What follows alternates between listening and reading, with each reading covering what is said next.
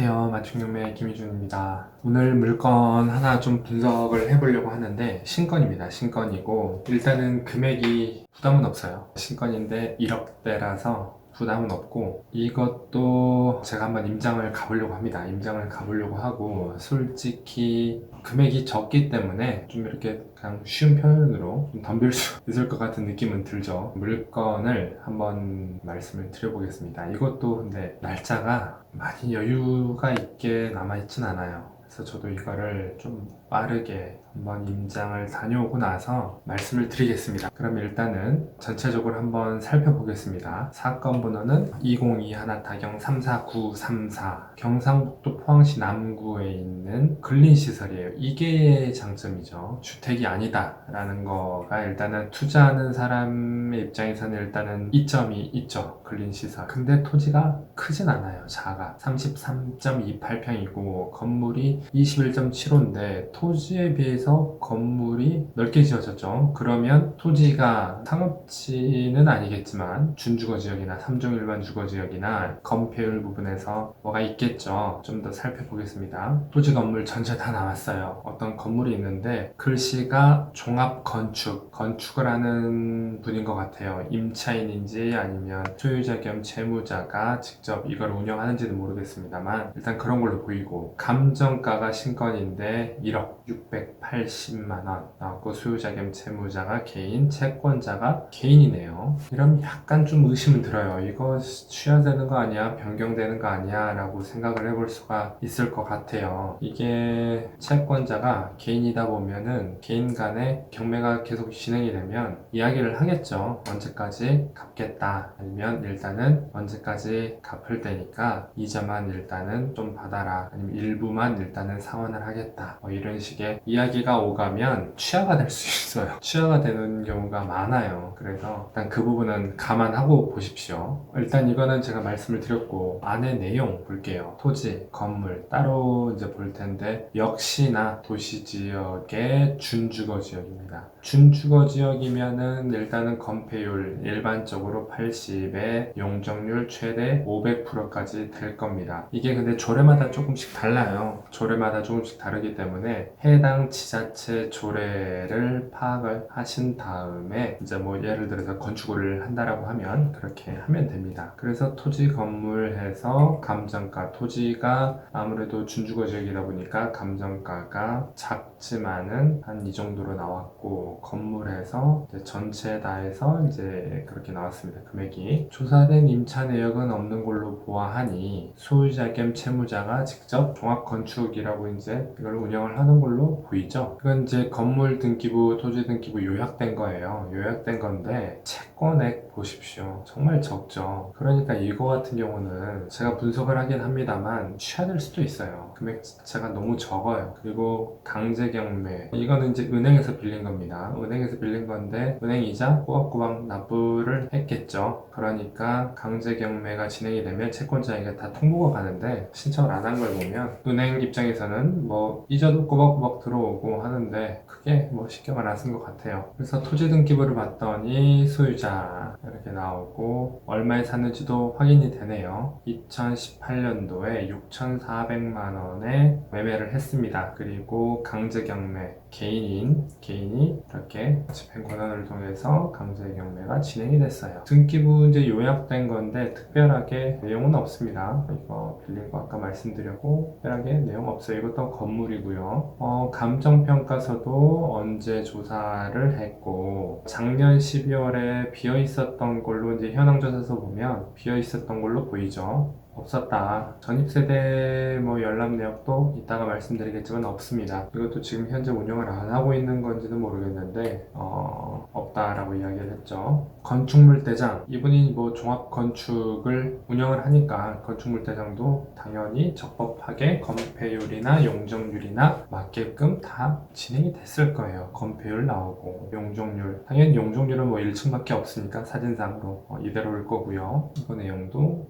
이렇게 보시면 보시면 될 것 같아요. 사용 승인일 2019년 5월달, 그러니까 지금 한 3년 정도 돼 보이고, 매매를 2018년 10월달에 매매를 하고 건축을 해서 사용 승인을 받은 걸로 보입니다. 매각물건 명세서도 특별하게 볼 내용은 없어요. 최선 수익 설정 임차 내역이 없기 때문에 특별하게 내용은 없습니다. 전세 열람은 이것도 없고요. 내용은 이제 인수해야 될 권리가 있을지 없을지 이런 부분 관련해서는 다 살펴봐서 내용은 없어요. 그러면 지금 해당 토지가 어딘지부터 한번 살펴볼 텐데, 위치가 제가 구글 지도로 한번 보여드려 보겠습니다. 제가 포항하고 이제 구미 물건을 많이 좀 소개를 하는 부분이 있는데, 그 부분은 제가 나중에 기회가 되면 말씀을 한번 드릴게요. 네, 여기 위치에 있어요. 지도를 좀 뒤로 해서 볼게요. 여기가 포항입니다. 포항이고, 지금 여기가 포항 제철소예요. 제철소고, 여기가 송도고, 여기가 이제 양덕동이라는 곳이고, 여기가 이제 시내 쪽이죠. 여기가 시내 쪽이고, 포항에서 가장 비싸다는 아파트가 이것도 있고, 또 위쪽으로 올라가면 또 다른 아파트가 있는데, 여하튼 그렇습니다. 그래서 지금 여기가 이제 시내 쪽이고요. 건너보면 연일읍이라고 있는데, 쪽에 위치한 보이시죠? 토지입니다. 좀 더 가까이 들어가 볼게요. 위에서 이렇게 바라보면 이 토지예요. 뭐 하나 보이시죠? 토지입니다. 이렇게 보이면 잘 안 보이니까 이제 이렇게 한번 보여드려 볼게요. 카카오 지도하고 네이버 지도로 한번 다시 또 한번 이렇게 보면 좀 더 이제 보이는데, 주변에 초등학교도 보이죠? 초등학교 있고 중고등학교도 보이고요. 주변에 뭐 아파트 조금 이렇게 보이고 빌라들도 좀 보이고 이렇습니다. 여기에 가운데에 있어요. 토지 모양은 예쁘진 않죠? 예쁘진 않아요. 로드뷰 먼저 봐볼까요? 이겁니다. 지금. 그리고 여기도 지금 뭐 이렇게 있는데, 뭘 했는지는 2021년 12월이니까 전에 뭐였는지 한번, 그냥 일반 토지였는데 농사 뭐 이렇게 텃밭처럼 하고 있던 거를 없앴고 뭔가를 하려고 하는 것 같기도 하고요. 이거는 제가 임장을 가서 한번 확인을 보겠습니다. 그러면 주변에 일단 토지 한번 봐볼게요. 얼마 정도로 거래가 됐는지. 지금 이거 같은 경우 지금 경매로 나온 게 이거고요. 주변에 토지도 한번 볼겠습니다. 이렇게 보이면 준주거 지역에 31평 이렇게 나오죠. 31평 준주거 지역, 개인이 소유하고 있고 언제 소유권 이전이 됐다라는 거 나오고요. 그러면 주변의 토지도 한번 찍어 볼게요. 봤더니 준주거 지역인데 토지가 군유지입니다. 이 사람 입장에서는 좋죠. 다른 사람의 소유가 아니니까. 이 토지 옆에 것도 군유지, 앞에 거 군유지, 다 군유지예요.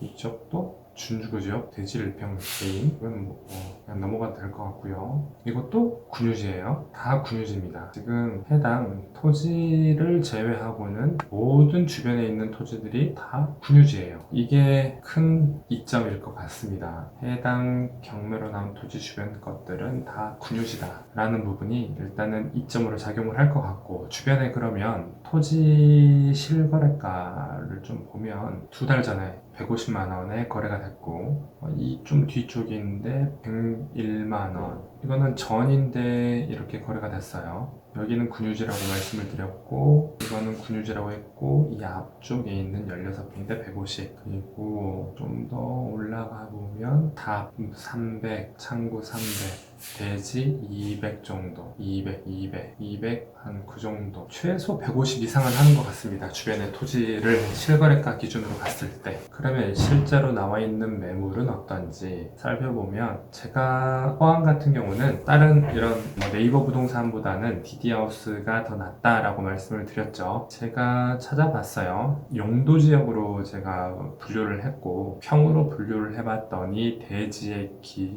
대지로 봤을 때 최저가가 170만 원입니다. 그냥 대지만 놓고 봤을 때 170만 원의 최저가가. 그러면 한번 사진을 봐볼까요? 동일한 분이 이제 이렇게 광고를 낸 것 같아요. 다 동일한 평수고 금액 차이도 다 똑같고 하는 거 보면 사진이 나와 있어서 봤더니 이런 상태입니다. 이런 상태인데 지금 66평에 175 105만원, 뭐 170만원 이렇게 나와 있어요. 지금 현재 최저가로 그렇게 나와 있고 실질 거래도 150 이상은 하는 것 같고요. 일단은 그렇습니다. 그러면 지금 현재 토지가 몇 평이라고 했죠? 31평, 33평, 33.28, 33.28 곱하기 170 토지만 실거래가를 따져보면 한 5,600, 한 5,700 정도 될 것 같고 위에 건물이 있으니까 그런 거는 추가로 하면 되겠네요. 그러면 지금 현재로 나와 있는 감정가가 뭐 얼추 비슷할 거는 같아요. 실거래가 기준으로 봤을 때. 그러면 이거를 어떻게 활용을 할 건지 그 부분을 생각을 하고 입찰 부분에 대해서 결정을 하면 되겠죠. 그러면 추가적으로 사진을 한번 좀 더 살펴볼게요. 이게 주변에 지금 뭔가가 건축이 되고 있는 것 같아서 그 부분을 한번 좀 더 살펴보면